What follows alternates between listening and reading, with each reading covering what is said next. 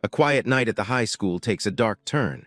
Crows circle like vultures above a luxury car parked right outside the main building. Inside, a student hangs suspended in midair, her hair trailing on the floor. She sobs, pleading to know what she did to deserve such a nightmare. Rookie assistant priest clutches his cross, his face pale as he watches the girl. Beside him, Father Kang Yohan coolly lights up a cigar, seemingly unfazed by the chaos. The classroom is a disaster zone, littered with religious artifacts and fallen crosses. Father Kang Yohan mocks the rookie for feeling pity, reminding him that the girl has already turned the school into a mess. The rookie assistant priest insists he's not afraid, just a little jittery since it's his very first mission. Father Kang Yohan doesn't bother with a pep talk. He admits he's absolutely terrified himself. He's sweating through his collar, convinced he might actually die tonight. The rookie stares in shock. If the legendary Father Kang is this scared, the situation is far worse than he imagined. The veteran priest grumbles about the danger but quickly snaps back into his professional mode. He tells the kid it's time to get to work. Eager to prove himself, the rookie assistant priest flips open his Bible, promising to support the veteran with everything he's got. Father Kang Yohan waves him off, saying he doesn't need support from a greenhorn. Instead, he tosses something over his shoulder for the rookie to catch. The rookie catches the object, only to find it's just a regular smartphone. He's dumbfounded as to why he's being told to protect a piece of tech over a holy book. High above them, the student looks down with a hollow gaze, tears still fresh on her face. Father Kang Yohan clasps his hands together, offering a quick apology in advance for the intensity of the upcoming ritual. A massive shockwave of spiritual energy erupts from the old priest, nearly blowing the rookie off his feet. It's a raw display of power that doesn't even require a formal ritual. The girl screams in pain as the energy washes over her, her body glowing with a harsh red light. The rookie is stunned by the sheer scale of the veteran's strength. Father Kang Yohan maintains the pressure, his eyes glowing behind his tinted shades. The rookie realizes the rumors about the demon of demons weren't an exaggeration. The old priest roars a prayer, demanding the spirit depart in the name of the Holy Spirit. His voice booms through the classroom. The rookie assistant priest joins in, holding his cross high and chanting the prayers along with the veteran. The student's voice twists into a demonic snarl, cursing them and threatening to kill every person in the room. She fights back against the holy light. Father Kang Yohan doesn't flinch, commanding the evil spirit to return to the land of the lost once and for all. The girl's face contorts as she struggles against the blinding energy, her eyes burning with an unnatural red fire. A massive explosion of white light fills the entire room, drowning out the screams. As the light begins to fade, the girl's eyes slowly drift shut, her resistance seemingly broken. She hangs limp in the air, looking confused as the demonic influence recedes. Father Kang Yohan slumps forward, steam rising from his hands as his spiritual energy dissipates. He looks completely drained. The rookie watches with wide eyes, hoping the nightmare is finally over. The old man huffs, admitting he's officially too old for this. He pushed himself a little too hard, and his body is starting to pay for it. Suddenly, Father Kang Yohan shouted, "Kid!" with an expression that turned urgent. Rookie assistant priest panics, desperately opening his book to start a formal exorcism ritual. He thinks the demon is making a move. Instead, Father Kang Yohan tells the kid not to tell anyone he failed. He's more worried about his reputation than the spirit. He continues to ramble about prestige and dropping performance results while wiping blood from his chin. It's a bizarrely casual conversation for a life-or-death moment. A massive impact hits Father Kang Yohan square in the face, cutting him off mid-sentence. The possessed student has lunged across the room, sending the veteran priest crashing into the lockers. She isn't done yet. She stands tall, mocking the great exorcist for being all talk and no bite. Her face is twisted with a cruel, demonic grin. Father Kang Yohan groans on the floor, realizing he's just too slow to keep up with a spirit this fast. He mutters about how things would be different if he were just 5 years younger. The girl grabs the old man by the jaw, hoisting him up and calling him a pathetic old geezer. She has him completely at her mercy. Rookie assistant priest trembles as he reads from his book, trying to command the departed soul to leave the girl's body. A small burst of blue light hits the girl, but she doesn't even flinch. The rookie's power is clearly not enough. She turns her head toward the rookie, her face cracking like porcelain to reveal a terrifying, multi-eyed entity beneath. Father Kang Yohan tells the kid to run while he still can. The spirit lets out a psychic shriek that blasts the air with purple energy, hitting the rookie full force. The rookie assistant priest is sent crashing into the lockers, and the smartphone Father Kang gave him skids across the floor. The possessed student looms over them, promising the rookie he's next. But first, she's going to devour the old man's spiritual power. Father Kang Johan is pinned down, sweat and blood dripping from his face as the girl's hand tightens around his throat. He mutters a curse, adding that he's actually being forced to use his last resort method. He looks up through his cracked sunglasses, his expression hardening. He knows there's no other choice left if they want to survive this. The spirit inside the girl cackles, mocking him as nothing more than a dying old man with one foot in the grave. Father Kang just grinds his teeth, promising that they're about to find out exactly how much use he still has. Over by the lockers, the rookie assistant priest watches in sheer terror. He sees a strange energy building up and wonders if the veteran is actually planning to blow himself up to end the fight. The possessed student leans in, her red eyes glowing with predatory hunger as she prepares to finish him off. Instead of a holy prayer, Father Kang Johan lets out a deafening roar that echoes through the entire school building. At the top of his lungs, the legendary priest screams for help. It's a desperate, guttural cry that catches the spirit completely off guard. The classroom falls silent for a split second, the wreckage of desks and chairs providing a grim backdrop to the bizarre scene. Father Kang doesn't stop, continuing to yell for someone to save him. The spirit stares at him in utter confusion, wondering if the old man has finally lost his mind from the pressure. The rookie assistant priest is just as horrified, convinced that the veteran's mental state has completely collapsed under the strain. His eyes drift down to the smartphone Father Kang gave him, which is now vibrating and glowing on the floor. An icon on the screen shows a successful connection, with a stylized character winking back at them. A voice crackles through the speaker, checking to see if Father Kang can hear him. The help me call has been answered. The rookie priest is baffled, staring at the device and wondering who could possibly be on the other end of a phone call during an exorcism. On the other side of the line, Sa Hyeon-woo smirks into his wired earphones. He notes that the priest certainly took his sweet time making the call. Sa Hyeon-woo stands coolly in the schoolyard, his hands in his pockets. Crouched beside him is his partner, Han Gi-ram, who's occupied with a piece of gum. Looking up at the illuminated classroom window, Sa Hyeon-woo mentions that he's been waiting nearby specifically because he knew the old man would eventually give in. He reminds Father Kang that by calling, he's officially agreed to the steep price that was proposed earlier. Back in the room, the spirit's eye twitches with irritation. She's starting to realize that the old man wasn't just losing his mind. She slams Father Kang against the floor, mocking him for trying to call in backup. She's confident that no other priest can change the outcome of this fight. The girl's face contorts with rage as she screams that nothing will change, no matter who shows up. The rookie assistant priest watches helplessly as the veteran is brutalized, screaming out his name in despair. Father Kang Johan is barely hanging on, but he tells the kid to get out of the way. He knows exactly what's coming next. Suddenly, the massive glass window behind the girl begins to spiderweb and crack under an immense external force. Sa Hyeon-woo crashes through the glass in a spectacular shower of shards, descending like a hawk on its prey. He flashes a confident, almost bored grin at the bleeding priest, casually greeting him as he falls. Before the spirit can even react, Sa Hyeon-woo's hand reaches out and grips her head with a firm, inescapable hold. Father Kang yells at the newcomer to just finish the job quickly, clearly annoyed that he had to call for help at all. He grumbles about Sa Hyeon-woo's lack of conscience for taking so much money while pretending to be considerate. The rookie assistant priest is frozen in shock, his mind racing to figure out where this mysterious teenager came from. The spirit-possessed student is absolutely livid, her features shifting into something even more monstrous and demonic. She lunges at the intruder with claws outstretched, determined to tear him apart for interfering. Sa Hyeon-woo doesn't even flinch, his eyes shadowed as he prepares to meet the attack head-on. A massive punch connects right with the girl's jaw, the force of it sending a shockwave through the air.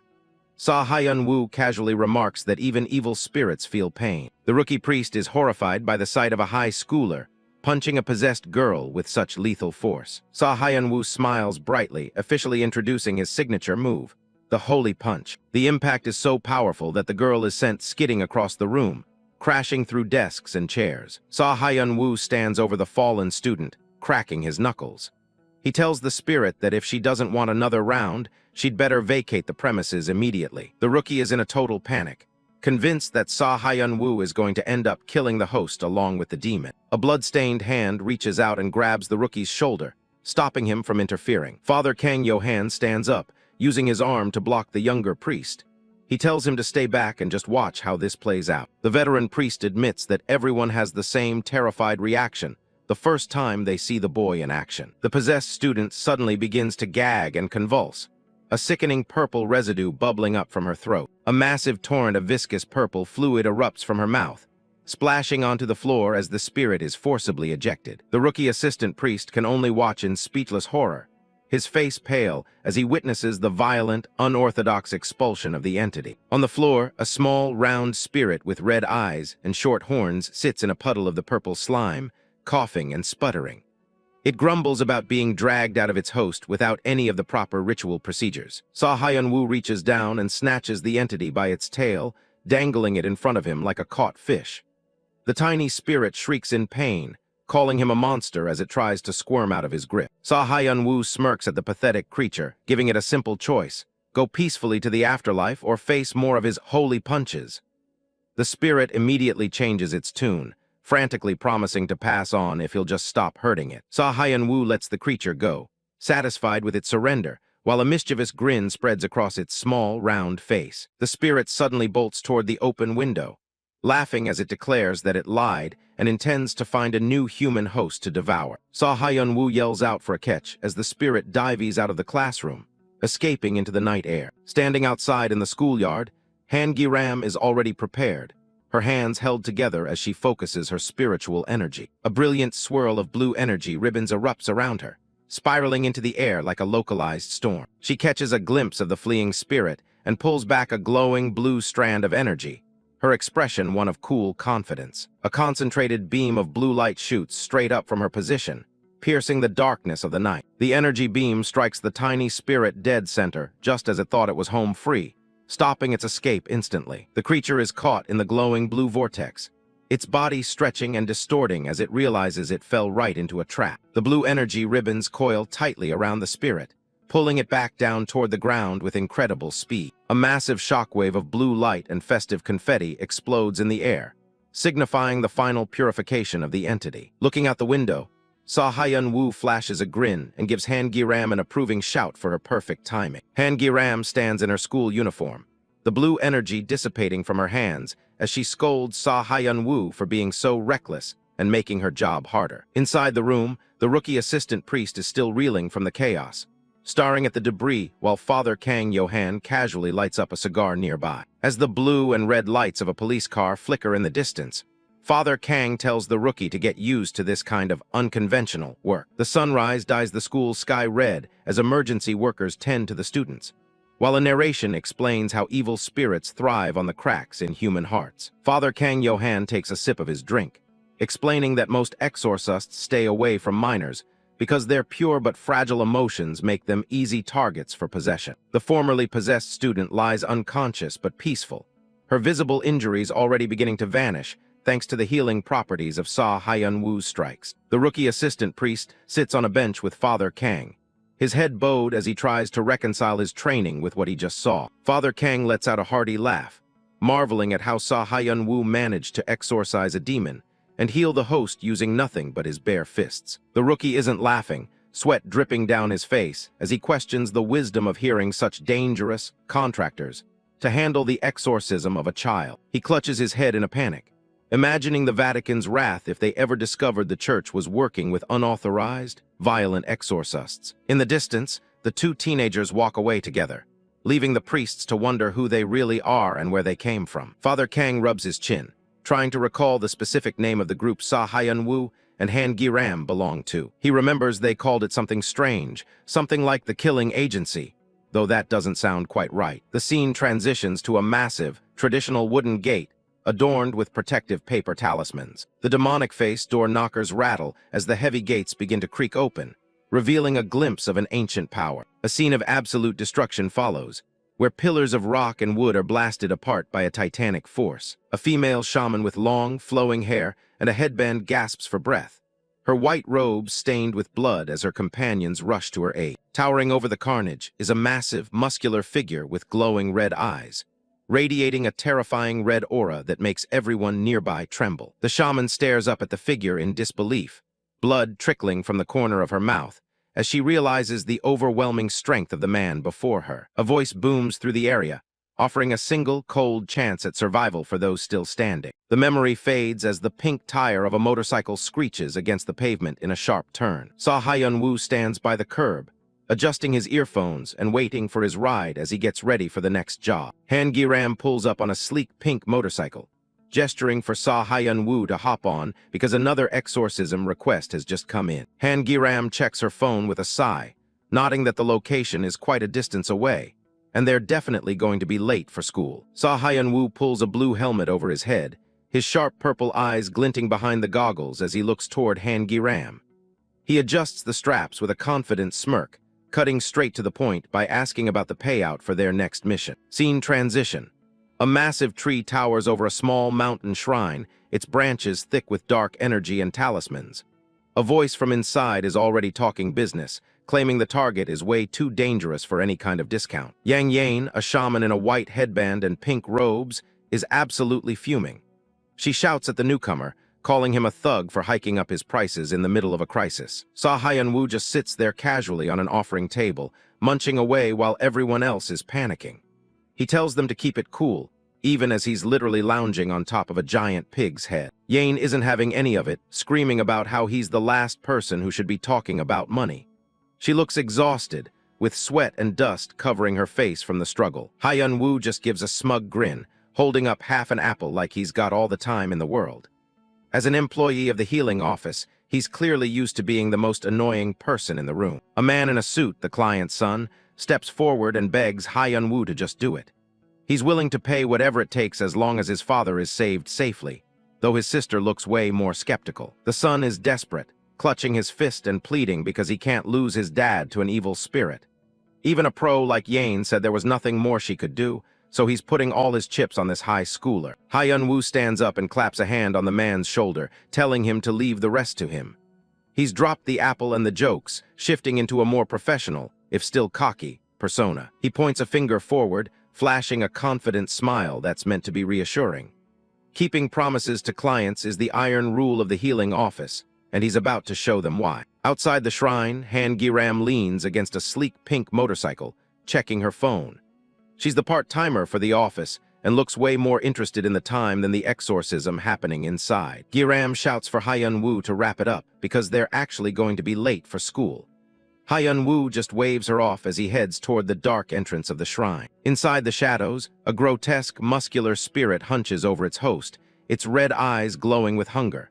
It looks like it's mid-feast, completely unaware that its workday is about to get a lot worse. Hyeon-woo stands before the beast, casually adjusting a talisman on his forehead while whistling. He doesn't look even slightly intimidated by the massive demon snarling in front of him. The spirit lunges with a roar, its long claws reaching out to tear the young man apart. It demands that he hand over the body, thinking it has the upper hand in its own domain. Hyeon-woo doesn't even flinch. He just winds up and delivers a massive, holy punch right to the demon's face. The impact is so heavy it practically shatters the spirit's jaw, sending shockwaves through the entire room. The family watches from the entrance, their faces pale with shock at the sheer violence of the exorcism. Yain is just as stunned, her mouth hanging open as she witnesses the unconventional method. Hyeon-woo scratches the back of his head, looking totally unfazed by the carnage he just caused. He mentions that everyone is probably misunderstanding, but this is just his way of doing things. To prove his point, he holds the possessed man up as a massive stream of glitchy, rainbow-colored light pours out of the guy's mouth. It's gross, but Hyeon-woo cheerily points out that the evil spirit is officially gone. The son rushes forward, reaching out for his father, who's still reeling from the sudden expulsion. He's terrified that the cure might have been worse than the disease. On the ground, the once fearsome demon has been reduced to a pathetic, tiny pink creature with swirly eyes. It looks like a dazed cartoon character, completely neutralized by that single punch. The client's daughter, a woman in a purple blazer and gray hair, is livid, screaming about how they could trust people like this. She seems way more upset about the mess than the fact that her father is actually alive. Gi-ram revs her bike, shouting that they're really out of time and she's leaving with or without him. Hyeon-woo panics and starts sprinting toward her, leaving the chaos behind. Yain is left standing there, absolutely bewildered that they're just ditching the scene while things are still half finished. She screams at them, wondering what the hell she's supposed to do with all this. As he runs, Hyeon-woo just looks back with a big, goofy grin and shouts some encouragement. He tells her she can handle the rest because she's special. The most beautiful shaman he's ever seen. Yane freezes, her face turning bright red as she processes the sudden, shameless flattery while the kids speed away. The family isn't nearly as charmed, screaming at their backs to get back there and fix the mess they made. They're absolutely losing it, but the bike is already a blur in the distance. Yane snaps out of it and draws her twin swords, crossing them with a determined look. She tells the family to have some faith. She's still a pro, after all. The son looks on in confusion, unsure of what's happening as the shaman gets back to work. He's still shell-shocked by the whole punch the demon thing. Meanwhile, the father is actually starting to look better. His skin is glowing with a healthy light, and he's even got a goofy smile on his face. It turns out the punch really did heal him along with the exorcism. Yane shouts back at the family, telling them they're shameless brats for worrying. She's clearly annoyed, but she's got a ritual to finish. Yane brings her massive blade down on the tiny pink spirit, calling out her great bewitchment spell. She's clearly feeling herself now, her confidence fully restored by Sa Hyeon-woo's earlier comment. A blinding flash of light erupts, forcing the family to shield their eyes from the purification spell. It's a classic high-drama shaman finish that looks way more professional than a punch to the face. Far from the shrine, Sa Hyeon-woo and Giram are cruising down the road on the motorcycle. They're casually putting on their helmets, finally making their escape from the dramatic aftermath. The bike speeds away into the distance, leaving a trail of dust and talismans behind. Sa Hyeon-woo's only concern now is making sure they actually get paid for the job. Back at the shrine, something isn't right. A small, goat-headed spirit core sits among the wreckage. It looks different from the usual residual energy, almost like it was left there on purpose. Yane looks down at the core with a grim expression, her earlier triumph quickly fading. She can tell this wasn't a normal possession. She picks up the core, which is covered in dark markings, and seems to pulse with a sinister energy. It's a planted spirit, the kind used for targeted attacks. Realization hits her hard as she stares at the object in her hand. This wasn't just a random haunting. Someone went out of their way to set this whole thing up. Cut to the school parking lot, where the pink motorcycle is now parked among the students' bicycles. The high-stakes exorcism of the morning is already being replaced by the mundane reality of high school. The school building stands tall under a clear sky, looking like any other ordinary day. But the healing office duo is already moving on to their next lead. Inside the library, Giram is perched on a ladder, reaching for books on the top shelf. She's looking for something specific, a forbidden book that might hold clues about these new threats. While she's researching, other students are gathered nearby, holding stickers of spirits Sa Hyeon-woo has been selling. Giram explains that she's looking for the mysteries and truths of evil spirits, leaving her classmates totally creeped out. Back at the school library, Han Giram is still trying to get some research done while her classmates hover around. One of them casually asks if she's actually dating Sa Hyeon-woo, catching her completely off guard. Giram freezes, her face flushing bright red at the sudden question. She looks up from her books with wide eyes, stumbling over her words as she tries to process what they just asked. Outside, a black cat startled by a sudden shout leaps from a tree near the school building. Someone is yelling at the top of their lungs, and it's coming straight from one of the classrooms. Turns out, it's Sa Hyeon-woo losing his mind over the same rumor. He slams his fists on the desk, face red and veins bulging as he screams about how ridiculous the idea of him dating Giram is. The guy is sweating bullets and scratching his head while his classmates just smirk at him. They point out that he and Giram are basically attached at the hip on that motorcycle every single day, so sparks were bound to fly eventually. Sa Hyeon-woo gets swarmed by the rest of the class, who aren't even listening to his denials. He tries to regain control by threatening to hike up the subscription fee for his ghost photos, but the mob just keeps laughing and teasing him. In the quiet of the library, Giram finally catches her breath and insists they aren't dating. She wonders why her friend is even bringing it up in the first place. The blonde girl leans in close, whispering with a sly grin that she's actually got a bit of a crush on Sa Hyeon-woo herself. She seems pretty relieved to hear he's still on the market. The news hits Giram like a physical weight, and she ends up dropping a stack of books right on the floor. Her friends just watch as the papers scatter, clearly picking up on the sudden shift in her mood. The sky is starting to turn a deep orange as the school day winds down. Most students are starting to head home, but things are just getting started for the healing office crew. A hand slides a classroom door open with a loud thud. Someone is looking for Sa Hyeon-woo, but they've arrived a little too late. A student leaning on his broom tells the visitor that Sa Hyeon-woo already bolted because of some urgent business. Giram and her friends watch from the hallway as the messenger gets the news. The orange-haired girl from earlier jokes that he was probably running off to meet a secret girlfriend. She seems to be enjoying how much the idea is rattling everyone else. Giram and the blonde girl exchange a look, both looking equally stunned by the suggestion. Meanwhile, the scene shifts to a hospital building standing tall against the setting sun. Inside, Sa Hyeon-woo is on a call, looking more stressed than he ever does during an exorcism. He's talking about medical updates and seizures, his voice dropping as he listens to the news from the other side. He's standing in a hospital room, hunched over his phone while talking to someone he calls boss. He looks like he's trying to swallow his pride while admitting he hasn't been able to pay the bills yet. In the bed next to him, his younger sister Sa Hyeon is sound asleep, clutching a stuffed animal. She looks peaceful despite the messy hospital gown and the uncertainty of her illness. The boss on the other end is clearly giving him a hard time, but mentions he's covered the costs for this month already. Sa Hyeon-woo just hangs his head, thanking him for the help even if it comes with a lecture. Sa Hyeon-woo looks at the phone screen as the boss tells him to stop being an idiot and just work hard to pay it back. He lets out a dry laugh, commenting on how the guy is getting all shy and helpful in his own way. The sound of the call waking her up, Sa Hyeon rubs her eyes and spots her brother standing there.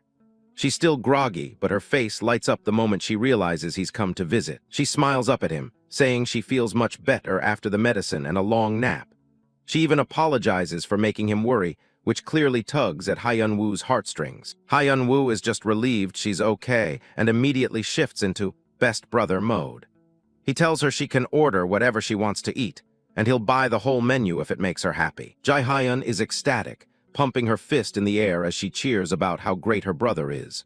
For a moment, it looks like a normal family dinner is actually going to happen. The sunset sky is vibrant, echoing the rare moment of joy in the hospital room. But the peaceful atmosphere isn't going to last much longer. Back at the school gates, Giram is just about to head out on her bike when she hears someone calling Sa Hyeon-woo's name. She looks back, curious about who's showing up this late. Yang Yain pulls up on her green scooter, looking completely frazzled and shouting for Sa Hyeon-woo. She's still in her shaman outfit and looks like she's just seen something that's chilled her to the bone. Giram tells her he already left for the hospital, but Yain isn't interested in small talk. She explains that the evil spirit from that morning wasn't just a random occurrence. There's more to it. Yain holds out a hand, showing the remains of the spirit they fought earlier.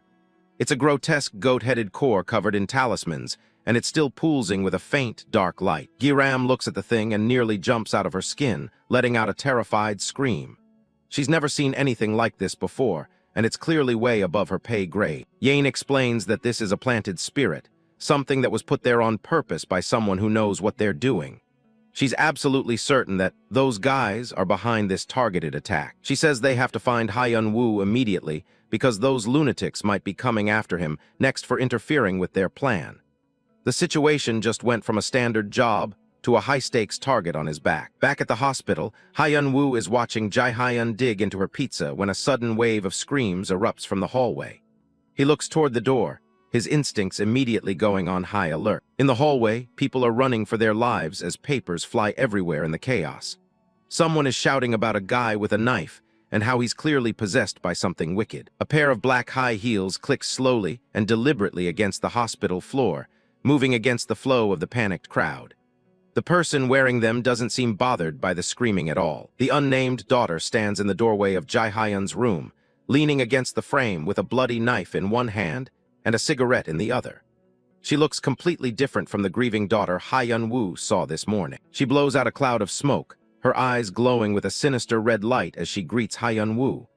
She mocks him, saying she's here to pay him back for saving her father earlier that day. Sa Hyeon-woo recognizes her instantly, shocked to see the client's daughter looking like a cold-blooded killer. He tries to understand why she'd be coming after him instead of just taking the money and leaving. She spits on the floor, complaining about how everyone, kid or adult, only ever talks about money.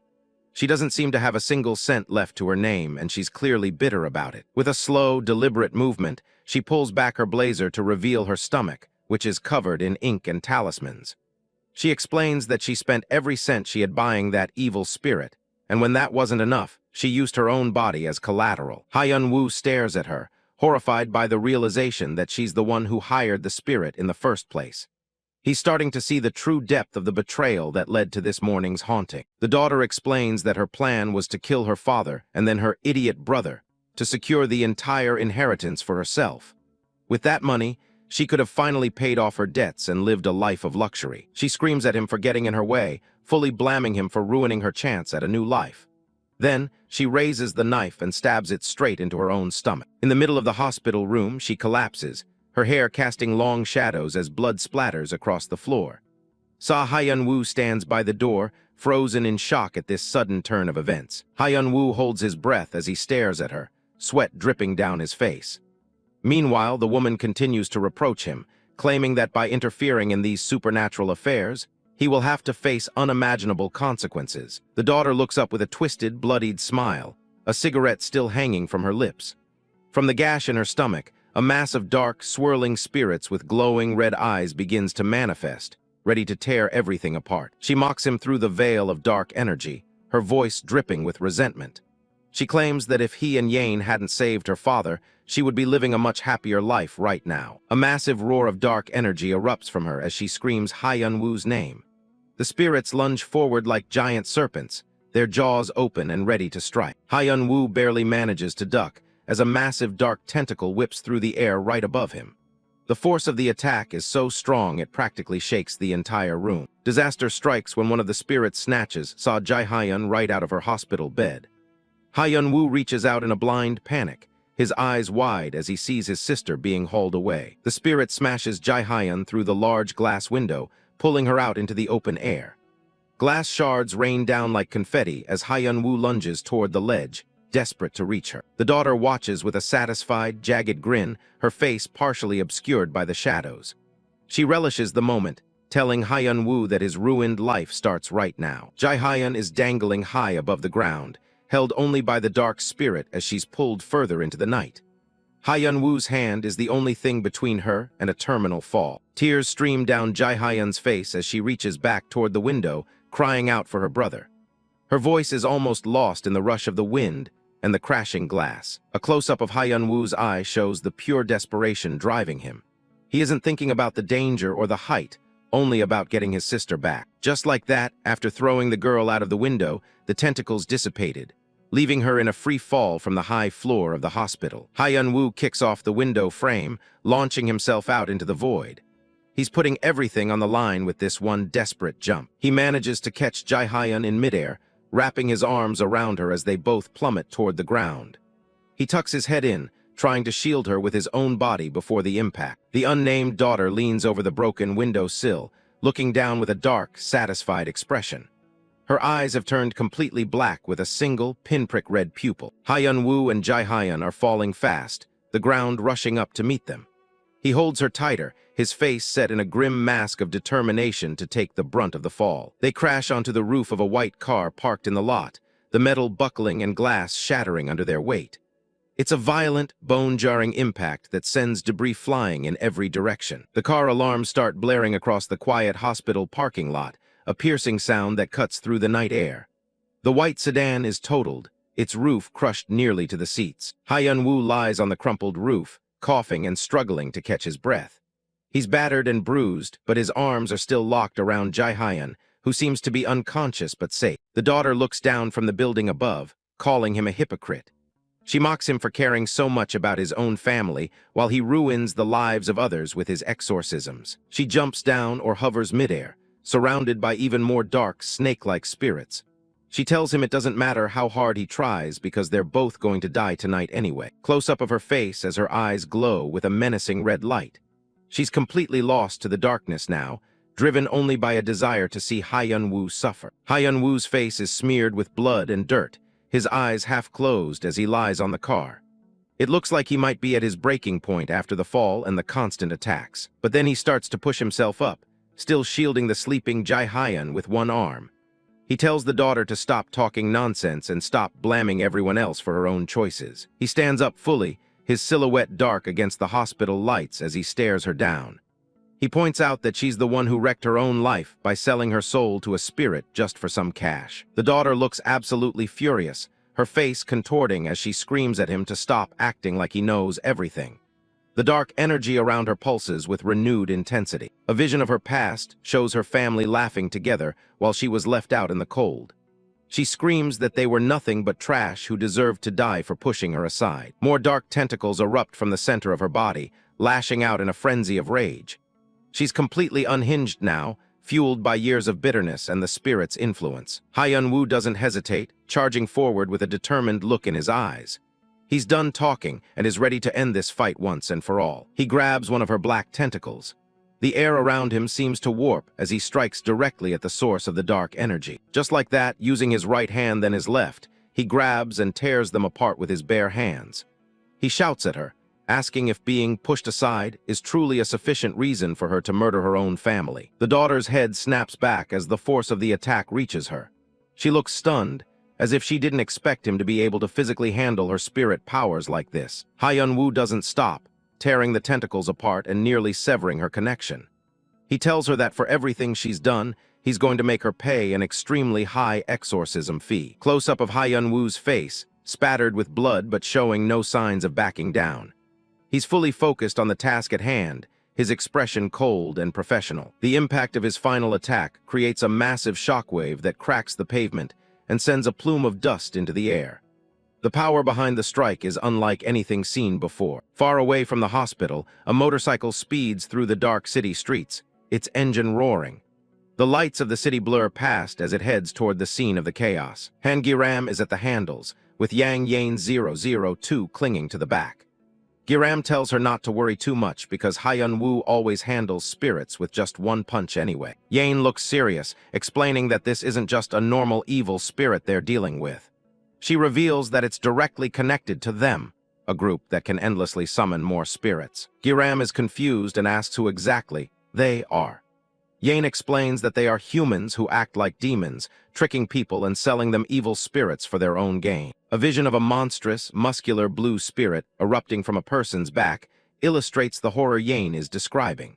She says that anyone under their control can call out spirits without end. Close-up of her stomach, where two ghastly spirits have completely crawled out. The unnamed daughter levitates off the ground, her upper body splitting open as monstrous spirits with glowing red eyes surge from within. Below her, the two entities that just crawled out are none other than two demons wearing the forms of her father and brother, crawling grotesquely on the floor. Her transformation into something demonic is complete, her skin turning a sickly pale blue as a jagged seal manifests on her forehead. She grins wide, revealing sharp fangs, and mockingly declares that this place has already become hell for them. Sa Hyeon-woo stares up at the horror, his face heavily bruised and smeared with dried blood from the previous clash. He's breathing heavily, the weight of the battle finally catching up to his physical body. He watches as the daughter is slowly consumed by the very spirits she summoned, her humanity slipping away entirely.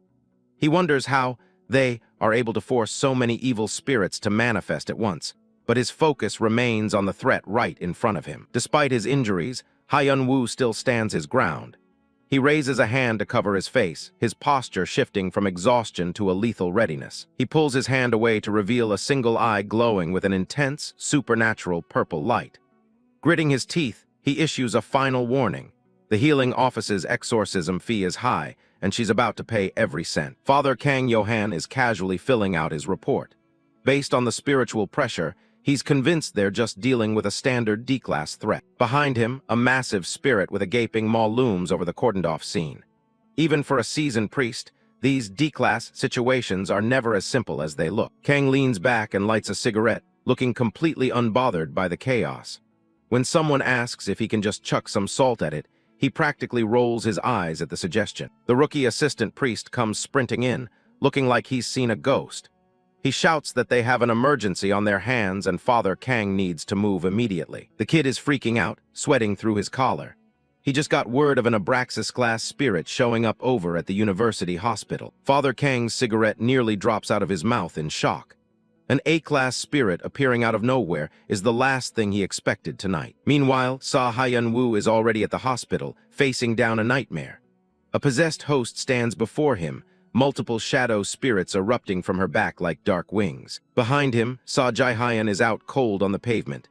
She's completely defenseless while the fight breaks out around her. The host just laughs at him, flanked by two hulking, void-eyed spirits. She's clearly enjoying the lopsided battle. Sa Hyeon-woo doesn't look intimidated, though. He's gritting his teeth, his purple eyes glowing with a cold, focused rage. He reminds her that the healing agency's fees aren't cheap. He's planning to collect every cent for the trouble they're causing him, and for daring to touch his sister. He lunges forward, delivering a brutal kick that sends one of the spirits flying. He's not holding back a single ounce of strength. Another spirit with glowing red eyes lunges at him, baring its fangs. It's significantly faster than the low-level grunts he usually handles. Unable to dodge in time, its claws tore through his shoulder, sending blood spraying everywhere. Sa Hyeon-woo let out a gut-wrenching scream of agony. He manages to push through the agony, though his face is now covered in dirt and blood.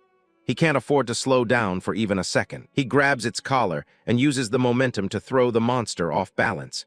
He is fighting like a man with nothing left to lose. He was just about to land a heavy punch straight to its face, when the tentacles from that woman suddenly coiled around his arm. Not only that, she released dozens of shadow snakes from the darkness, all aiming straight for the sleeping Jae-hyun. The host is targeting his weak spot to end this once and for all. Sa Hyeon-woo's eyes go wide as he realizes the danger. He screams out his sister's name, the panic finally breaking through his stoic mask. Before he could rush back to protect the girl, he took a direct, lethal slash. The force of the blow was so powerful that it sent a spray of blood into the air. He's barely holding on, teeth clenched as he tries to stay between his sister and the monsters. He's taking hit after hit, but he won't budge. With a desperate roar, he punches the brother's spirit with all his might, trying to find a way out. The shockwave forces the shadows to retreat for a brief moment. Jae-hyun remains blissfully unaware, curled up in her hospital gown while the world ends around her. The tentacles lunging toward his younger sister suddenly froze, as if something had stopped them in their tracks. It turns out Sa Hyeon-woo managed to catch them just in time. He grabbed the shadowy tentacles with his bare hands, trying to rip them away from his sister. He's using every bit of his remaining strength. He's shouting at them to get away, his face contorted in a mix of pure rage and desperation. With a scream commanding them to stay away from his sister, he tears all of those demonic tentacles to shreds. Even though he just saved the girl from danger, his body is battered and broken. The host stands tall amidst the wreckage, completely unscathed. Sa Hyeon-woo coughs up blood, struggling to even lift his head from the ground. He's reached his absolute limit. The host mocks him, commenting on how his unique exorcism ability is actually kind of pathetic. She's unimpressed by his bare-fisted approach. He's slumped against a car, barely able to breathe. Around him, the host's puppets are still twitching, waiting for the order to kill. She looks down at him with glowing red eyes, wondering if he's even human. To her, he's just a toy that's finally broken under the pressure. Sa Hyeon-woo can only stare back, his purple eyes filled with a mix of defiance and exhaustion. He knows he's out of options. His mind flashes back to a cold night years ago.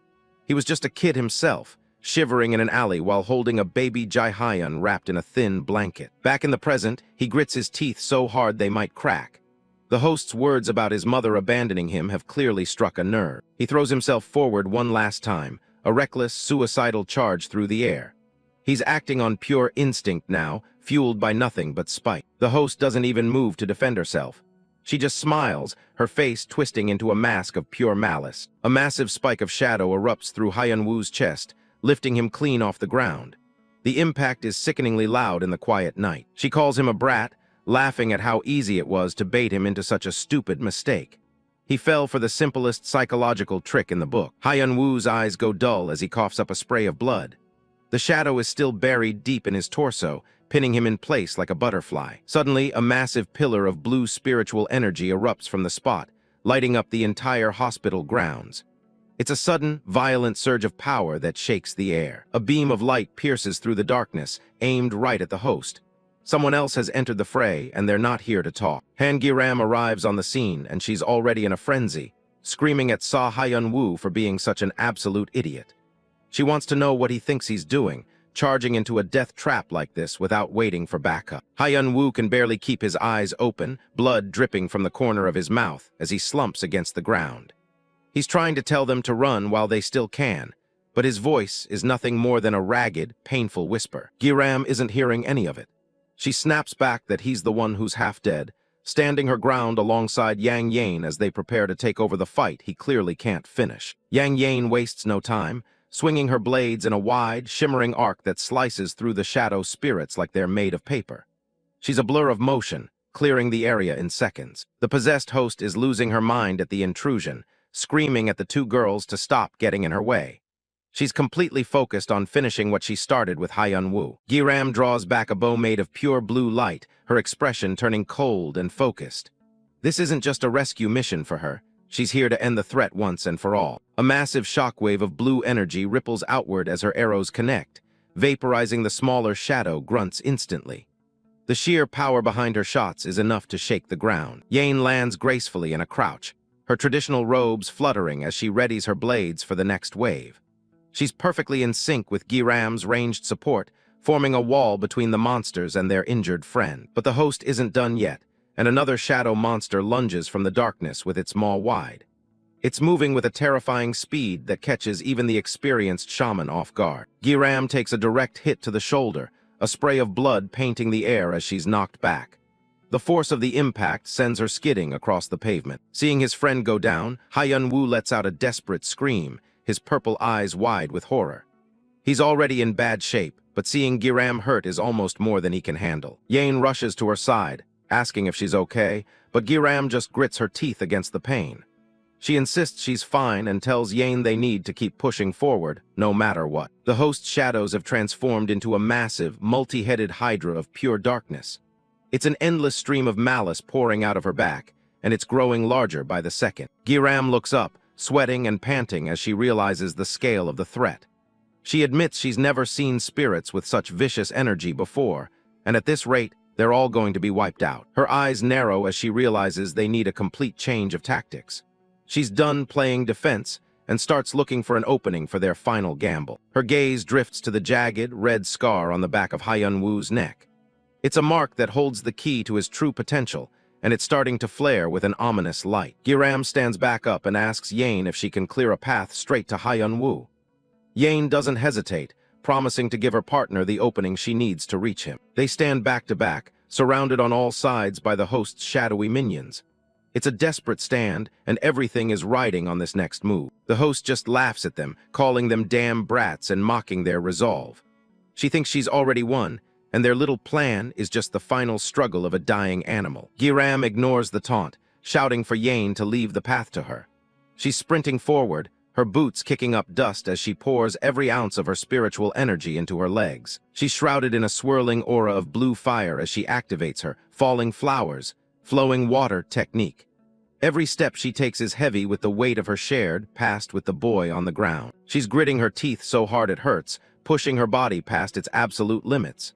She's focusing everything on that one specific target, ignoring the pain and the exhaustion. Suddenly, her mind flashes back to a much quieter time at school. Her classmates were teasing her, asking if she actually liked Sa Hyeon-woo since she was always stuck to him like glue. In the memory, she just scoffed at the idea with a blush, claiming there was no way she felt that way. But the truth was that their bond was forged in a much darker place than any school hallway. Back in the present, the host mocks her for being another idiot who doesn't value their own life. She's preparing a massive shadow spike to skewer Giram just like she did with the boy. Giram dives headfirst into the swarm of tentacles, ignoring the jagged shadow spikes that tear at her clothes. She's not stopping for anything until she reaches him. The scene shifts back to a snowy, freezing night years ago. A young, blonde Sa Hyeon-woo is huddled on the frozen ground outside a baby box facility, protectively holding his tiny sister Jae-hyun in his arms. The little boy looks up, his face covered in bruises and his eyes filled with a hollow kind of sorrow. He sees a young girl standing over him and asks if she was abandoned too. It's a young Giram, her blue hair messy and tears streaming down her face as she clutches a kitchen knife. She tells him not to lump her in with him, claiming she's the one who chose to leave her dad. Her knuckles are white as she grips the handle, her small frame shaking in the cold. She explains that her father has been possessed by an evil spirit, and she's decided to end it with her own hands. Sa Hyeon-woo can't believe what he's hearing from someone his own age. He stares at her in shock, asking if she's really going to kill her only family just because of some monster. Giram breaks down completely, her shoulders shaking as she sobs into the night air. She's just a child forced into an impossible situation, and the weight of the knife is too much for her to bear. She lunges at him, screaming that she doesn't have any other choice. The priests all ran away saying there was nothing they could do, so she's been left to handle the nightmare all on her own. Sa Hyeon-woo shouts back at her, calling her an absolute idiot for throwing away her family over a spirit. He's not going to let her make a mistake that will haunt her for the rest of her life. Enraged by his scolding, she slaps him right across the face, and the two children tumble into the freezing slush, wrestling over the kitchen knife. It's a desperate, messy struggle between two children who have been discarded by the world. Giram is still screaming through her tears, demanding to know how a brat like him could possibly understand her pain. She's terrified and alone, and she's lashing out at the only person who hasn't run away. They both collapse in the narrow, dark alleyway, completely exhausted.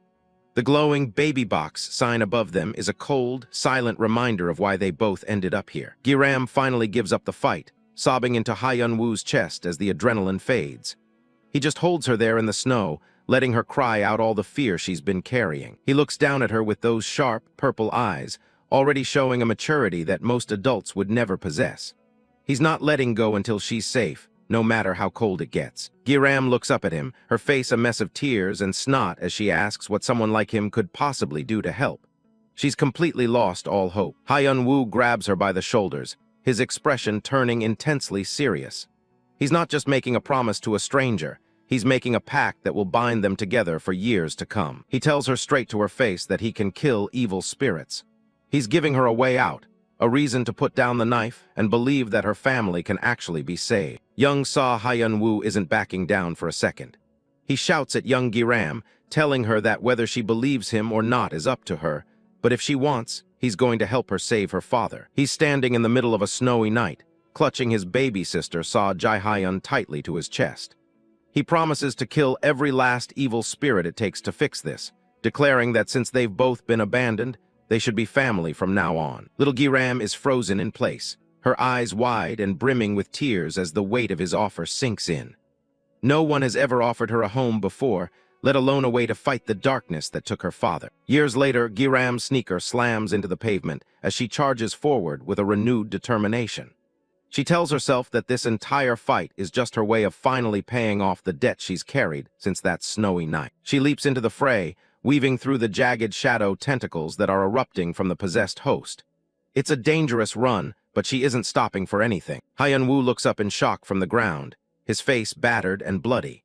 He tries to call out her name, completely confused by why she's suddenly acting so recklessly in the middle of a losing battle. Another memory flickers through her mind, girls in the school library teasing her. They really thought she and Sa Hyeon-woo were a couple because of how much time they spent together, but the truth was far more complicated. She didn't care about the rumors back then, and she doesn't care now as she grabs Sa Hyeon-woo by the collar of his jacket. She's focused on a single, desperate goal that only she can achieve. There's no way she'd ever let him go or let him die here. She pulls him close and sinks her teeth into the red scar on the back of his neck, right where his spiritual power is being suppressed. Sa Hyeon-woo's head snaps back, a guttural scream of pain and shock ripping from his throat. The sudden raw surge of energy is almost more than his battered body can handle. As she bites down, a violent burst of red and black energy erupts behind them in the shape of a massive, shattered heart. It's a primal connection that forces his dormant power to the surface with a vengeance. Yang Yane watches from a few yards away, her hands clamped over her mouth in pure disbelief. She's never seen a spiritual awakening quite this violent, or a method quite this intimate. A massive pillar of blue and white spiritual energy explodes from Sa Hyeon-woo's body, lighting up the entire hospital grounds like a second sun. The sheer force of the release sends a shockwave through the air that rattles the nearby windows. The possessed host is blown back by the blast, her shadow tentacles fraying and dissolving under the pressure of the pure spiritual light. She can't understand what's happening to the boy she thought she'd already broken. Yane winces against the blinding glare, realizing that Giram's desperate gamble actually worked.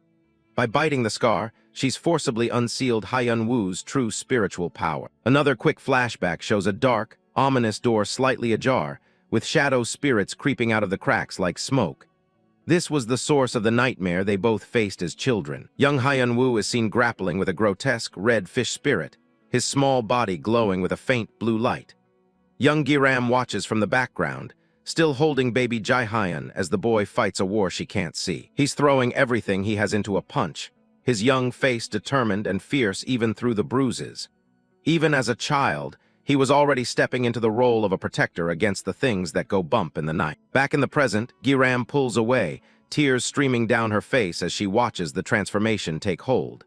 She's done her part, and now the rest is up to the boy who once saved her. Ha Hyun-woo's head is bowed, his hair rapidly turning from its usual color to a stark, shimmering white. The air around him crackles with enough raw energy to make the ground beneath his feet start to crumble. When he finally looks up, his eyes have turned a piercing, predatory red. The beaten boy is gone, replaced by something much more dangerous, and he's looking straight through the monsters in front of him. Giram collapses onto her knees, shouting for him to finish the fight quickly while he still has the strength. She's exhausted and wounded, but she knows he can hear her now. Transformed Ha Hyun-woo crouches on the ground, his white hair fluttering in the spiritual wind he's created. He tells her not to worry, his voice now carrying a heavy, echoing resonance that shakes the very air. He shifts his weight, his sneaker digging into the asphalt as he prepares to launch himself forward. The ground beneath him spiderwebs with cracks from the pressure he's building up. He's a blur of motion as he charges, a trail of blue light following in his wake like a comet. He shouts that the same hell the host created is coming for her now, and he's the one delivering it. The host's eyes widen in terror as she stares at his face. She can't believe her eyes. All of his wounds have completely healed in a matter of seconds, leaving not even a scar behind. She screams that no matter what tricks he pulls, it's useless because this place is already hell. She's lashing out with everything she has left, desperate to regain some kind of control over the situation. Ha Hyun-woo's face is a mask of cold fury as he closes the distance in a heartbeat. He's disgusted that she's still trying to use people as bait even when the end is staring her in the face. He lands a devastating blow on one of the shadowy entities, his fist wreathed in shimmering spiritual energy. The impact sends a shockwave through the host's defenses, shattering her shadows like glass. The shadow spirits are blasted apart, their forms dissolving into nothingness as his pure energy incinerates them on contact. There's nowhere for the darkness to hide anymore. The host is left completely defenseless, her jaw dropping in shock as she realizes her entire shadow army has been decimated in the blink of an eye. Ha Hyun-woo leaps high into the air, a whip of glowing blue energy forming in his hand. He tells her that this world isn't hell. She's just been looking at it through a broken lens. He shouts that the only real hell is the one inside her heart, the one that's ruined her own life and the lives of those around her. He's coming down with a final, decisive strike. The host looks up, her face twisted in a mixture of pain and denial as he tells her that for someone with a shattered heart like hers, the truth is going to be unbearable. His punch sends her slamming into the asphalt. The force of the impact craters the ground directly beneath her. She gasps, a spray of dark fluid erupting from her mouth, as the spiritual anchor holding the entity in place is finally shattered by his raw power. Ha Hyun-woo lands in a low crouch nearby, watching closely as the host lies motionless on the ground. The fight is over, but the extraction of the spirit is just beginning. A massive black shadow entity starts to pull itself out of the host's body, letting out a piercing, unearthly shriek that rings through the night and chills the blood. The shadow is sucked into a swirling black vortex on the host's chest, its form twisting and distorting as it's forcibly removed from the human vessel it was parasitizing. The host's face is pale and bloated, her eyes rolling back as she retches and gasps for air. Whatever was inside her is being purged with a violent finality that leaves her gasping. She vomits up a thick black mass of sludge onto the pavement with a wet slap. Ha Hyun-woo, Yane, and Giram gather around the woman, staring at the physical manifestation of the curse. At the center of the foul-smelling sludge is a grotesque, charred chicken head covered in paper talismans. This was the catalyst used to plant the evil spirit and control the woman from the shadows. Sa Hyeon-woo stands with Yang Yane 002 and Han Giram behind him, their silhouettes stark against the night sky as they look down at the defeated catalyst. The air is still thick with the lingering scent of ozone and burnt spiritual energy. Ha Hyun-woo stands over the small, dark, chicken-headed spirit as it mocks him from the ground.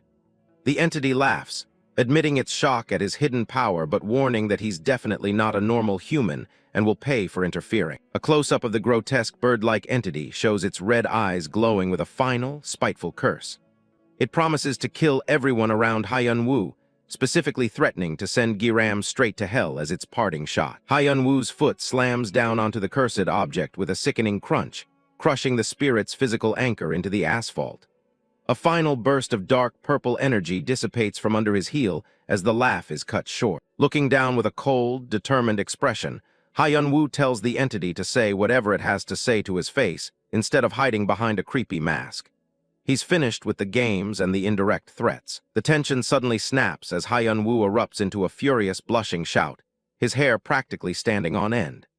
He points a finger and screams that Giram is absolutely not his girlfriend, while she and Yane-002 watch him with deadpan expressions. The previously possessed woman, Yoo-jin, lies on the ground and gasps for air, a series of ragged coughs shaking her frame. The dark influence has been purged, leaving her physically and mentally drained. Yoo-jin looks around in a daze, clutching her chest as she struggles to piece together her memories. Sa Hyeon-woo stands nearby while Yane-002 and Giram observe, the girl asking where she is and why she's outside the hospital. Yane-002 looks down at the woman with a stern, judgmental gaze, calling her an idiot for letting her will be stolen. She explains that the spirit likely intended to destroy her family and seize their assets by exploiting her weakness. Yoo-jin's father and brother rush onto the scene, their footsteps echoing as they head toward the cluster of teenagers. They are both in tears, relief and guilt warring on their faces as they see she's alive. The family collapses into a desperate, tearful embrace on the cold ground. Both men sob openly, admitting that their own greed blinded them and nearly cost them Yoo-jin's life. A close-up of Yoo-jin's brother shows him racked with sobs, his eyes squeezed shut in agony. He begs for his sister's forgiveness, lamenting that he should have been the one to take better care of her. Yoo-jin gazes back at her brother and father through her tears, her expression one of weary guilt. Her father weakly tells them they didn't do anything wrong, trying to ease the immense burden of guilt she is carrying. The father's face is a mask of grief as he cries out, blaming himself for letting his daughter's heart go astray. He pulls his children closer, his voice cracking as he offers his apologies to the night air. The three of them remain locked in a tight, sobbing circle, their apologies overlapping in a chaotic chorus of regret. They are finally reunited, but the scars of the possession are plain to see on all of them. Yane-002 breaks the heavy emotional mood, her expression turning professional and inquisitive. She stands with Sa Hyeon-woo and Giram, asking a single, pointed question about the location of a specific place. She demands to know the exact location where the deal for the evil spirits was made with them. The question hangs in the air, a reminder that while this battle is over, the source of the curse remains. A metal bat connects with a baseball with a loud clack. The ball soars high into the clear blue sky, heading straight out of the park. Kim Yoo-hyun rounds the bases with a huge grin, his orange jacket fluttering as he runs. His teammates cheer from the sidelines as he nails another home run. The other kids are losing it, shouting about how he's too good to be true. Yoo-hyun just beams, wiping sweat from his forehead after his incredible play. His friends crowd around, begging him to officially join their baseball team so they can play together all the time. Yoo-hyun's smile falters, and he looks down at his cap, admitting his mom would never allow it. Suddenly, his phone starts buzzing in his pocket. His expression shifts to one of pure dread as he pulls it out and looks at the caller ID. He quickly waves them off, saying he has to go right now. His friends are disappointed, but he's already sprinting away with his bag over his shoulder. He calls out one last apology as he disappears into the distance. The fun is over the second that phone starts ringing. The sky turns a deep orange as the sun dips behind a massive, glass-covered apartment building. It's a cold, imposing complex that seems to swallow the remaining light. Yoo-hyun stands outside his front door, head bowed and shoulders slumped. The click of the lock sounds much louder than it should in the quiet hallway. He steps inside, sweating and stammering through an excuse about just seeing some friends for a bit. His eyes are wide with fear as he looks up into the dark. His mother stands there in the shadows, gripping a baseball bat like she's ready to swing. She's fuming, demanding to know how many times she has to tell him to stop playing. Yoo-hyun backs away, holding his hands up as he begs for mercy. He's crying now, promising over and over that he'll never touch a baseball again if she just stops. His mother screams in frustration, tears streaming down her face as she asks why he won't just listen to her. She looks completely unhinged in the dim light of the hallway. The bat cuts through the air with a terrifying whoosh. It's a full-power swing intended to destroy whatever it hits. A ceramic planter shatters against the floor, dirt and leaves spilling everywhere. The sound of breaking pottery echoes through the tense silence of the apartment. Yoo-hyun's baseball glove and ball sit abandoned on the floor nearby. The gear he loves so much is now just a reminder of the trouble he's in. He retreats to his room, huddling in a dark corner with his head in his knees. In the mirror across from him, a tall, dark silhouette begins to take shape. As Yoo-hyun mumbles apologies to himself, a shadowy, clawed hand reaches out of the darkness. It gently brushes against his hair, sensing the opening in his heart. Thick black tentacles wrap around his neck and shoulders, pulling him deeper into the gloom. Yoo Hyun is paralyzed with fear, still whispering that he's sorry as the spirit takes hold. A close-up of his eye shows the horrifying truth. A twisted, grinning spirit is reflected in his pupil, officially marking him as its next host. Word travels fast at school. Everyone's buzzing about the news from last night. Somebody possessed by an evil spirit went on a total rampage at a nearby hospital. In the hallways, it's the only thing anyone is talking about. With spirits appearing more often lately, some students are seriously considering carrying around talismans for protection. One girl pulls up a viral photo on her phone to show her friends. It's a shot of a handsome priest caught on camera during the hospital chaos, and the internet is already obsessed. Back in the classroom, the girls are losing it over the guy in the picture. He's exactly their type, and they're half convinced he's some kind of mysterious holy protector. Meanwhile, Sa Hyeon-woo is just sitting at his desk, gnawing on a chocolate popsicle. He was actually the one who performed the exorcism, but he's just annoyed that the actual priests are getting all the credit for the work he put his blood, sweat, and tears into. Gi-ram leans back in her chair, scrolling through her own phone. She tells him to get over it. They got a fat paycheck for the job, so as far as she's concerned, they're set. Besides, thanks to Father Kang stepping in to handle the police, the whole thing stayed off the radar. Gi-ram thinks the arrangement is actually perfect for them. Hyeon-woo isn't convinced, though.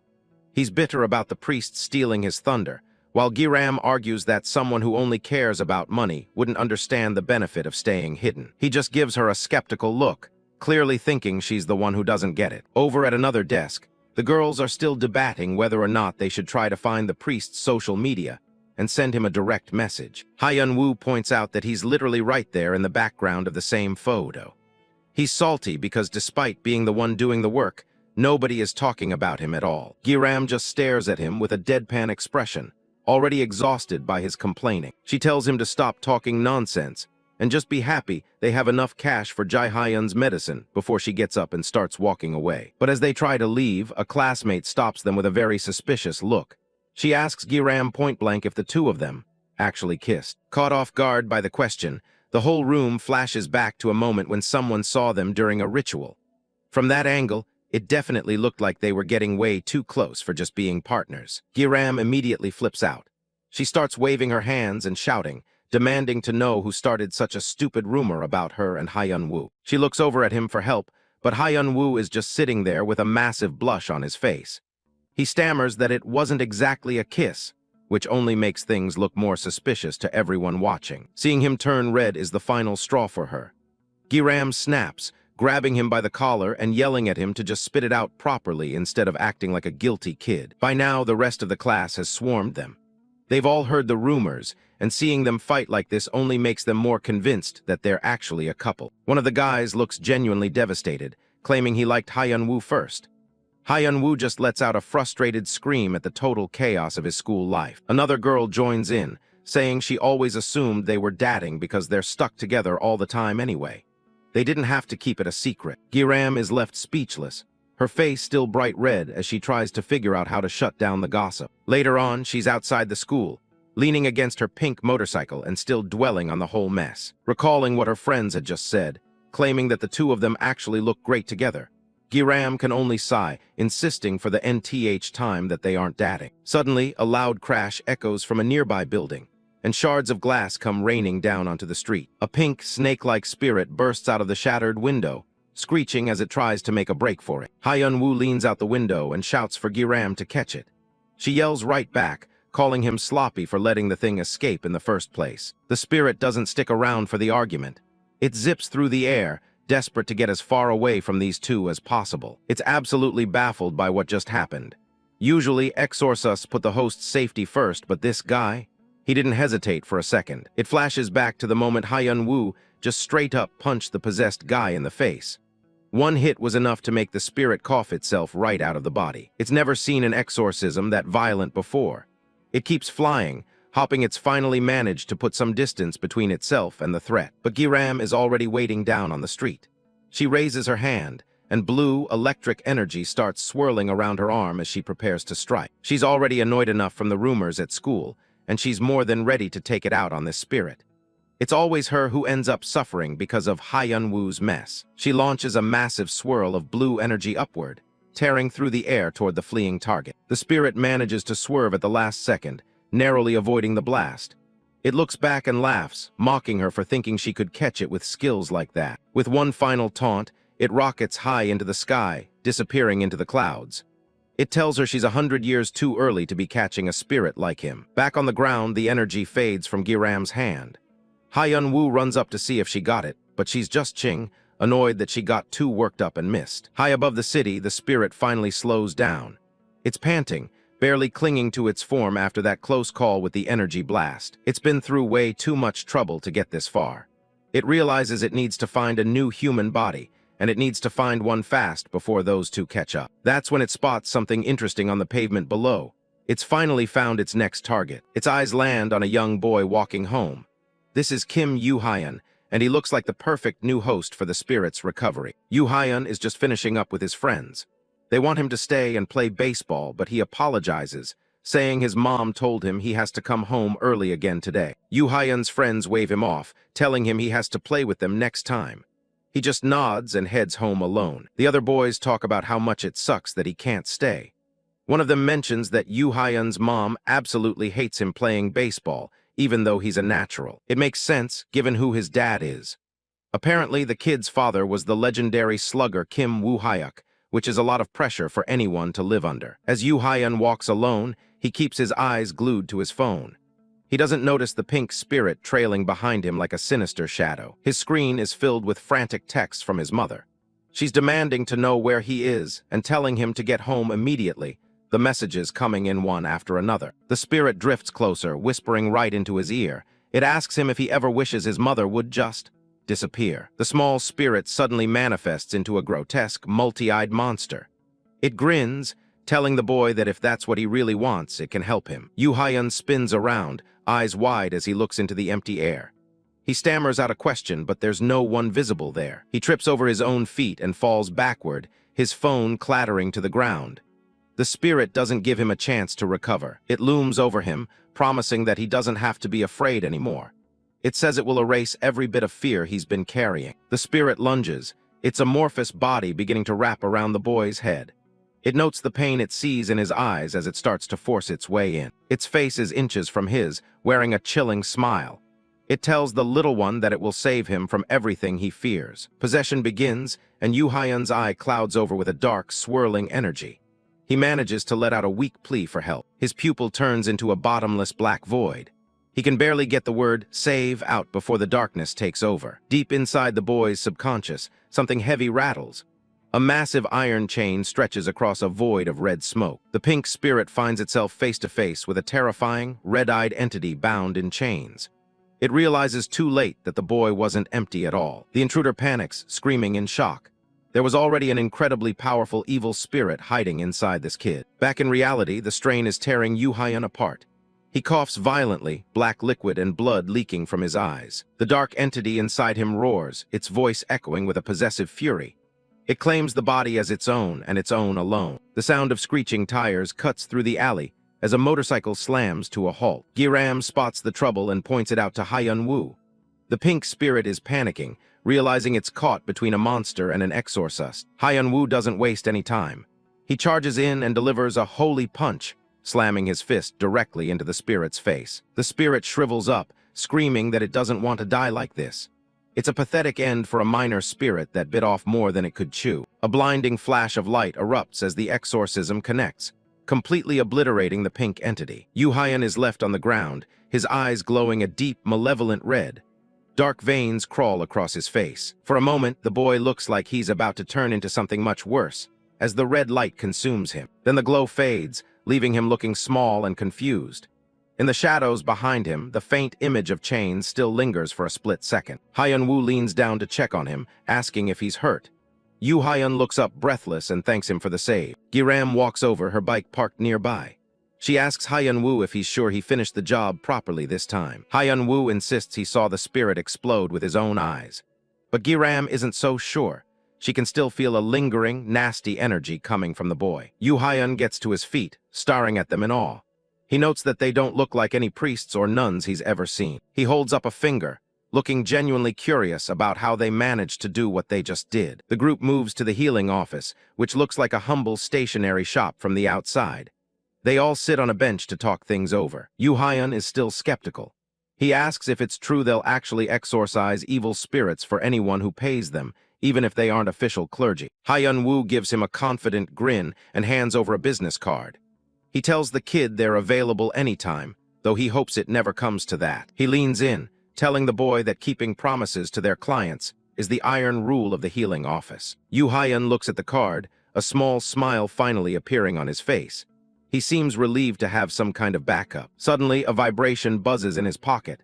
He looks down at his phone, his expression shifting instantly. He tells them something urgent came up and he has to go. He waves goodbye as he runs off down the street. Giram watches him go, casually licking a popsicle. She tells Sa Hyeon-woo that he just made a huge mistake. She admits she can't be 100% sure because the energy is so hazy, but something is definitely wrong. She watches the boy fade into the distance. As Yoo Hyun runs home, the shadow of a massive, chained demon looms over him.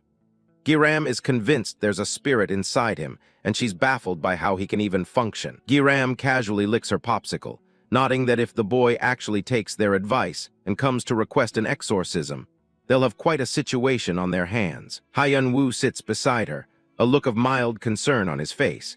He knows the boss won't be the type to let them off the hook for taking unauthorized cases. High above the city, the setting sun casts a golden glow over the corporate skyscrapers of the business district. In a quiet apartment, a framed family photo shows a young Yoo Hyun with his parents, all wearing baseball jerseys.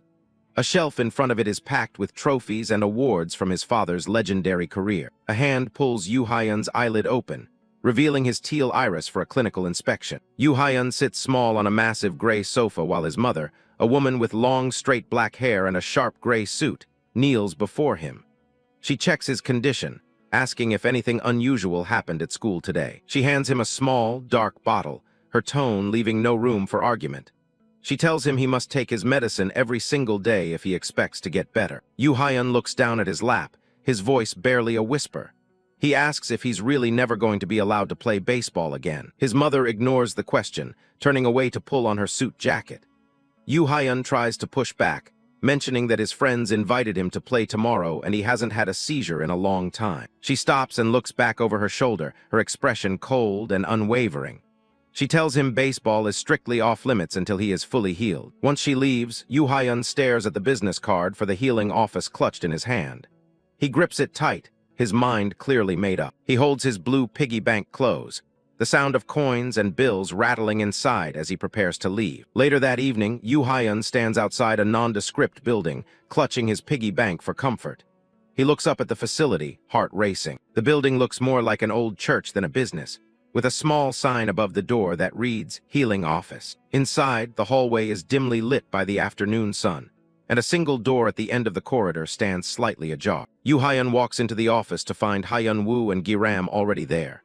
Sitting at the main desk is Han Isaac, a rugged man with a beard and yellow-tinted sunglasses, who gruffly asks what a brat is doing there. Unfazed, Yoo Hyun steps forward and holds out his piggy bank. He tells the man he heard they'll exorcise any spirit for the right price, no questions asked. Han Isaac scoffs, leaning back in his chair with a mocking laugh. He tells the boy that he's got the wrong idea and this isn't a place that takes pocket money. Han Isaac stands up, revealing a tactical baby carrier strapped to his chest holding 2 crying infants. He tells Yoo Hyun to get out of his office, claiming he can't stand kids. In response, Yoo Hyun appends his piggy bank onto the desk. A mountain of cash, mostly 50,000 won bills, spills out in a massive, messy pile. Han Isaac freezes, his sunglasses slipping down his nose as he stares at the small fortune on his desk. Yoo Hyun asks him directly if this will be enough to get the job done. Giram watches from the side, her eyes wide with genuine surprise at the amount of money the kid just produced. Sa Hyeon-woo remains silent, his expression turning serious as he realizes just how desperate the boy really is. Yoo Hyun stands before them, his hand clutching his chest as he makes his shocking request. He looks them dead in the eye and tells them he wants them to kill his father. A child's voice rings out over the healing agency building, desperately begging for help. He claims his father's evil spirit is trapped inside his own body. Inside the office, Kim Yoo Hyun stands with a backpack full of cash. Sa Hyeon-woo and Han Isaac stare at the kid, stunned by his heavy request. Han Gi-ram explains that this kind of domestic possession isn't unheard of. Sometimes, a restless soul refuses to move on and ends up anchored to their own child. Gi-ram looks closely at the boy, her expression turning serious. She didn't expect the spirit to be his own father. She wonders how the kid is even still walking around. Usually, a host this young would have collapsed long ago under that kind of spiritual pressure. Suddenly, a loud bang ends the conversation as a hand slams down on the table. Isaac doesn't hesitate. He tells the boy he's in the wrong place and flat-out refuses to take the job. Yoo Hyun snaps, shouting that they promise to handle anything for the right price. He's desperate and isn't going to just walk away. Hyeon-woo tries to step in, arguing that they can't just kick a kid with a ticking time bomb spirit out onto the street. He thinks they really should help the boy, but Isaac isn't listening to his pleas. Isaac loses his cool and shoves Hyeon-woo back. He's furious that the rookie even brought this kind of high-stakes trouble into the office. He yells that child exorcisms are strictly Vatican business.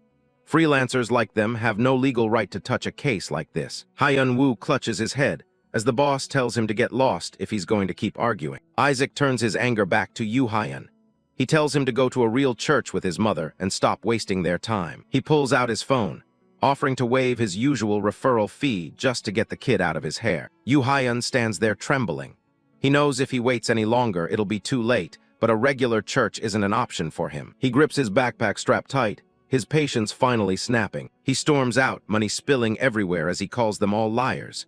If they won't help, he'll find another way. Hyeon-woo shouts for him to wait, trying to chase after the boy. Isaac stops him in his tracks. He reminds Hyeon-woo that an illegal exorcism would get them shut down instantly. He brings up the crushing debt and Hyeon-woo's sister, Jae-hyun, who's still stuck in a hospital bed. One wrong move and everything they've worked for is gone. Isaac tells him to stay out of business he can't handle. Some problems in this world just don't have a simple fix. Hyeon-woo stares at the floor, his face hidden in the shadows as the weight of the situation sinks in. He slams the door behind him, giving a cold, hollow response that he'll keep it in mind. Isaac and Gi-ram watch the door, the boss wondering if his warning actually got through. Gi-ram isn't buying it. She knows Hyeon-woo well enough to know he's already planning to cause more trouble. Outside, the sky has turned a deep, bloody red. Hyeon-woo stands alone under a swarm of crows. He looks around the park, sweat beading on his forehead as he tries to find where the kid ran off to. A baseball game is going on nearby. The crack of a bat echoes as a home run sails over the fence. He finally spots Yoo Hyun sitting by a fence, distracted by a small black cat. Hyeon-woo walks up with a forced smile, reintroducing himself and hopping to start over. He looks down at the stray cat Yoo Hyun is petting. It's just a regular cat, but Yoo Hyun seems to have a special connection with it. Yoo Hyun mentions he used to see this cat all the time back when he played baseball. He felt sorry for it having nowhere to go. Now he sees himself in the stray. He brings it snacks because they're both just wandering around without a home. He explains that the way the cat is lost is exactly how he feels. Hyeon-woo listens, seeing the pain in the boy's eyes. Yoo Hyun recalls how his dad was a famous player.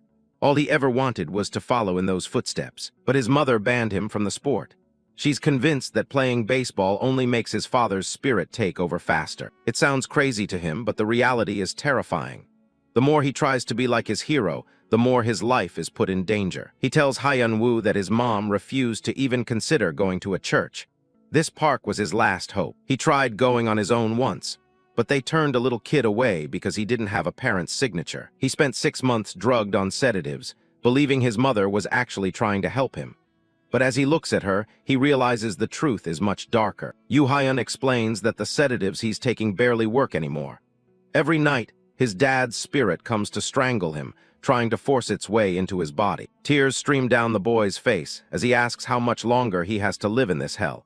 He's completely reached his breaking point. Hyeon-woo watches him in silence, wondering what kind of father would put their own child through this kind of agony. He stays quiet for a long moment, his eyes shadowed as the full weight of the kid's story finally sinks in. He thinks about how some parents just make their kids suffer, whether there are evil spirits involved or not. The boss's warning about staying out of business they can't handle echoes in his mind. But it's clear he can't just walk away from this. Hyeon-woo makes his decision. He looks Yoo Hyun in the eye and tells him he'll do it. He'll exorcise the spirit. He warns the kid that this isn't a charity case, and it has to stay a total secret. Yoo Hyun doesn't care about the money. He's just relieved someone finally believed him. But there's a catch. Sa Hyeon-woo warns him to be prepared to see his father as a monster begging for its life. He admits he hasn't exactly figured out how he's going to keep this from the agency yet. Suddenly, the air is pierced by a loud, sharp caw. A massive swarm of crows clouds the sunset sky, circling overhead like an omen of something terrible about to happen. One of the crows lands right on Yoo Ha-yeon's head, its eyes glowing red as a paper talisman flaps in its beak. The bird actually speaks, mockingly asking Yoo Ha-yeon if he's really planning to kill his own father. Sa Hyeon-woo is stunned. A talking crow.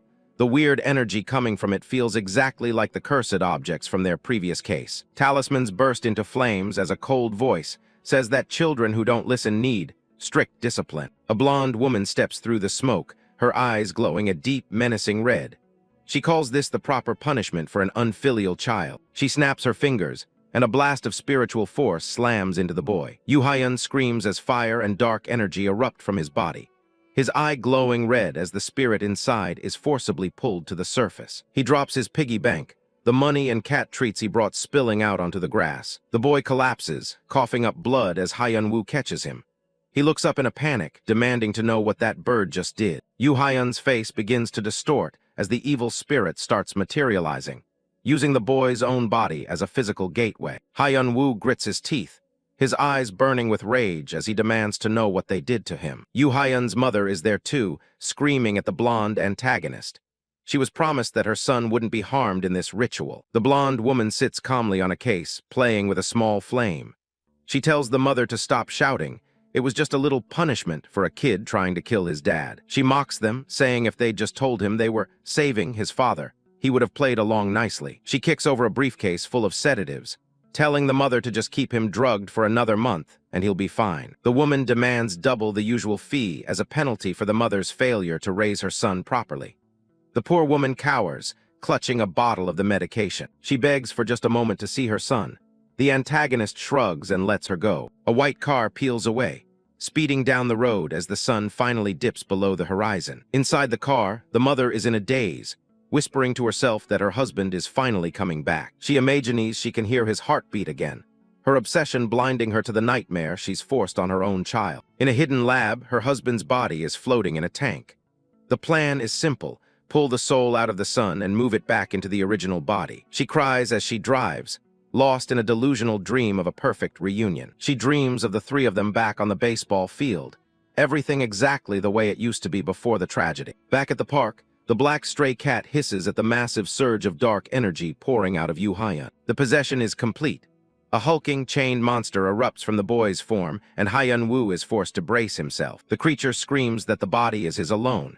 It's clear that whoever this spirit was, his father isn't in there anymore. Sa Hyeon-woo realizes the truth. This is just a monster now, driven by nothing but a raw hunger for a physical host. He shouts at the beast, asking if it can even hear him. He turns back to the boy's mental space, asking if he still has a problem with killing his dad now. The chained monstrosity towers over him, a mountain of shadow and rage. It growls that this body belongs only to it. Sa Hyeon-woo stares into its glowing eyes, his expression hard. He's done talking, it's time to settle this. Kim Yoo Ha-yeon's face is half submerged in the thick black shadows of the entity, a single tear cutting through the darkness. Beside him, a glowing red eye stares out with predatory intent, but Sa Hyeon-woo's voice cuts through the gloom, flatly rejecting the monster's claim. Sa Hyeon-woo stands his ground amidst a swirling storm of pink energy, bracing himself against the pressure. He shouts his defiance once more, his eyes locked onto the threat as he prepares to begin the battle. The chained monster lunges through the air, a mass of dark limbs and jagged teeth illuminated by a violent red glow.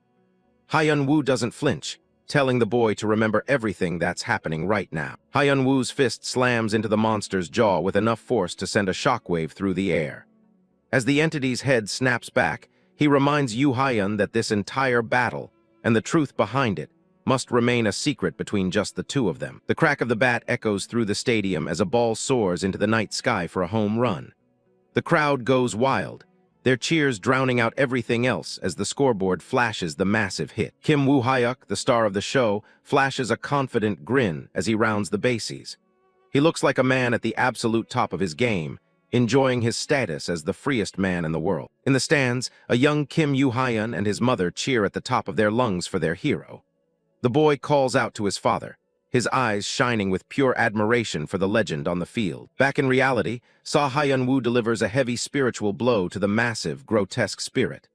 The monster roars in agony as chains wrap around its dark, muscular frame, pinning it down. Hyeon-woo stands his ground, shouting for the boy to finally spit out the evil spirit. The creature collapses under the pressure, its physical form beginning to unravel and fade. Yoo Hyun doubles over, gagging as he heaves up a thick, black substance. The possession is finally being forcibly ejected from his body, leaving him gasping on the ground. In a dimly lit facility, the blonde antagonist looks over as a hooded figure, hunched over while holding a handheld gaming console, speaks up. He realizes the link he established on the soul has just been broken. The hooded figure stares at his handheld screen, confirming that the connection to Kim Woo-hyuk's soul has snapped.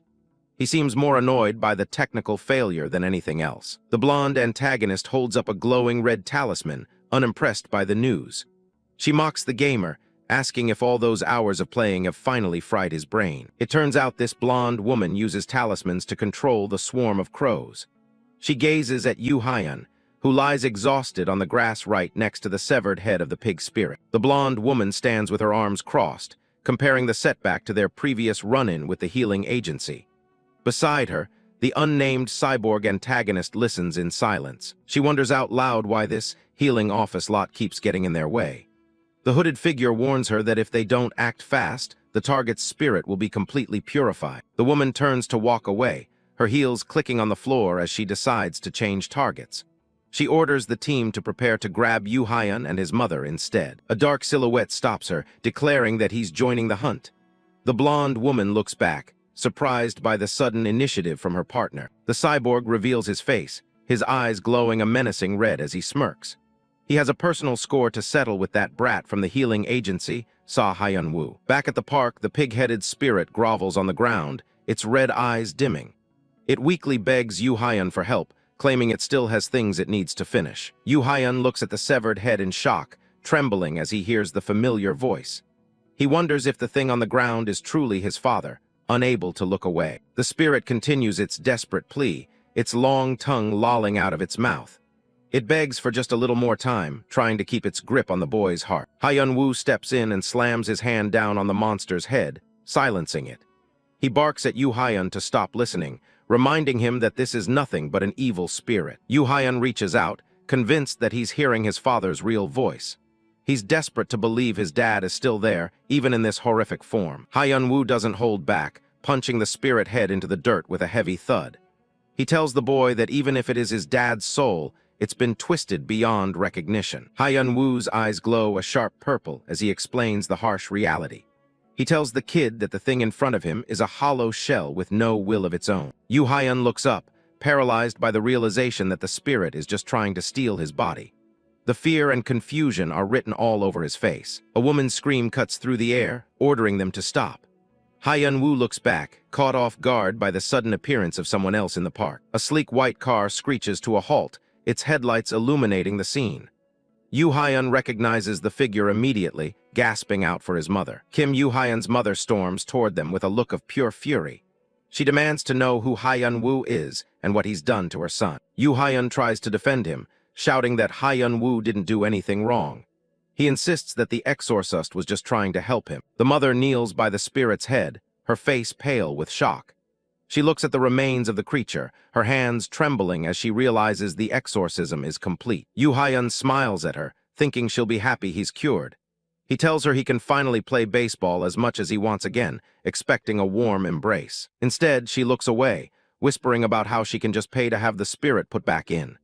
Yoo Hyun's smile vanishes as he stares at her in complete disbelief. Without a word, she swings her hand and slaps Yoo Hyun across the face. The sound of the impact rings out, sending the boy's head snapping to the side. She screams at him to listen, her face twisted with a mix of rage and desperation. She claims she told him to wait just a little bit longer before getting rid of the spirit. She covers her face, weeping that this was all for his sake. She doesn't understand why he can't see the sacrifice she's making for their family. Hyeon-woo grabs her arm, finally stepping in to put an end to the scene. He's had enough of her outburst and won't let her touch the boy again. He points out that Yoo Hyun is shaking from the trauma she's putting him through. The boy just cries quietly, apologizing to his mother for things he didn't do. A cold voice from the shadows calls the whole display a farce.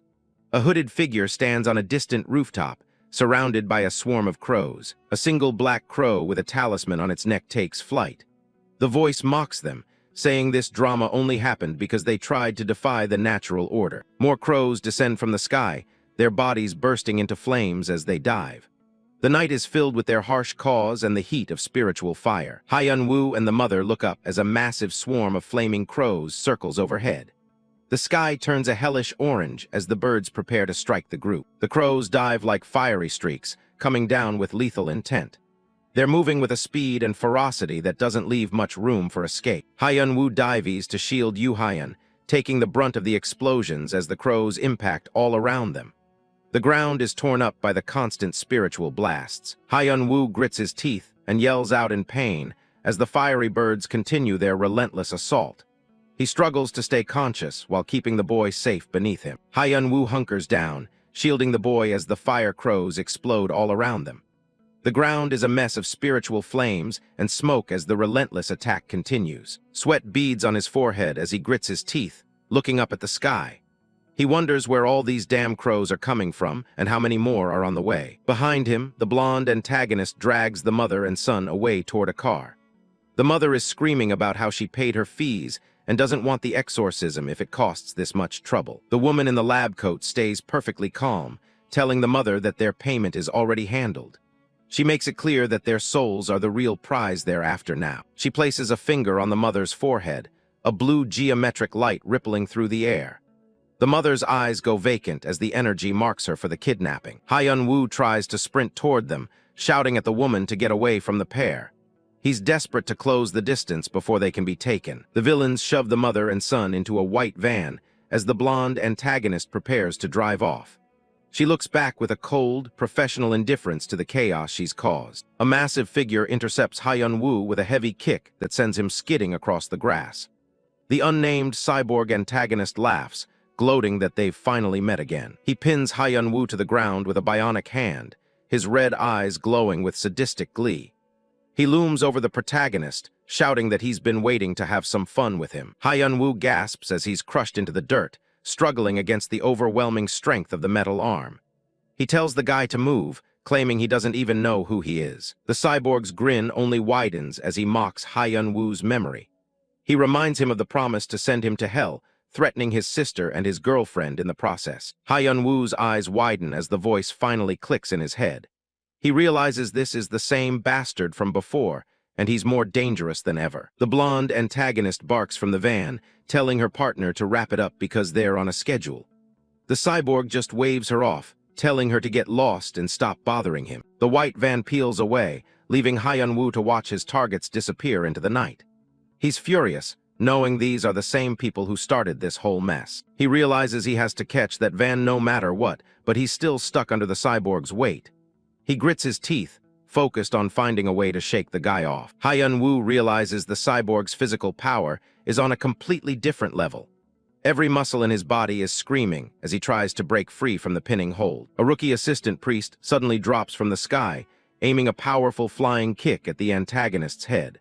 The surprise attack forces the cyborg to let go and defend himself. The cyborg blocks the strike with his bionic forearm, the force of the impact sending him skidding back across the field. The young priest checks on Sa Hyeon-woo, making sure the healing office staff member is still in one piece. Han Gi-ram pulls up on a pink motorcycle with Father Kang Yo-han riding on the back. The elder priest tells Sa Hyeon-woo to leave the muscle to them and go save the child. Gi-ram tosses a helmet toward Sa Hyeon-woo with a casual flick of her wrist. She mentions that the boss sent Father Kang just in case Sa Hyeon-woo decided to punch the kid again. Sa Hyeon-woo catches the helmet, standing there dazed as the chaos unfolds around him. Gi-ram snaps at him to wake up, asking if he's actually going to save the piggy bank kid. The cyborg antagonist stands his ground, his body radiating a toxic green aura. He tells the priests to stay out of it, declaring that Sa Hyeon-woo is his prey and no one else's. He lets out a manic laugh, his face contorted with spiritual energy. He roars that anyone who stands in his way is going to die, regardless of whether they're priests or not. The assistant priest prepares his own spiritual power as Father Kang watches from behind. The rookie warns that the cyborg has completely mastered the evil spirit and converted it into physical power. Giram and Sa Hyeon-woo roar away on the bike, the engine screaming as they chase after the kidnapping van. Sa Hyeon-woo points ahead through the wind, spotting the white van's taillights in the distance. He shouts for Giram to floor it before they lose them. As the bike pulls up beside the van, Sa Hyeon-woo shouts for Giram to get as close as possible. He's ready to make a move, his eyes locked on the vehicle. Giram is terrified, screaming at him to stop being a lunatic because what he's doing is suicide. She can't believe he's risking his life for a simple exorcism payout. Sa Hyeon-woo leaps off the moving bike and through the air toward the van. He shouts that he doesn't need to worry about pocket change anymore. He slams onto the roof of the van with a heavy bang, the metal groaning under the impact. He clings to the top as the vehicle swerves through the streets. Inside, the blonde antagonist is startled by the sudden noise and the shadow on her roof. She grits her teeth, wondering what kind of crazy person she's dealing with. Sa Hyeon-woo looks wild, his greed finally overriding his exhaustion. He shouts that now that he knows the truth, there's no way he's letting this paycheck go. Peering inside the car, the mother, Shin Ae-ryun, is unconscious, but her eyes are still filled with tears as she holds Yoo Hyun close. Sa Hyeon-woo recognizes her. She's not just a mother, but a top-tier A-list actress. Sa Hyeon-woo glances at a massive digital billboard featuring a high-fashion ad of the mother. He realizes she is one of the most famous women in the country, which means that if their office settles this case, a massive reward is a given. He lets out a determined shout, declaring they're going to smash these bastards to pieces. He's motivated by a reward big enough to cover a giant screen ad of his own.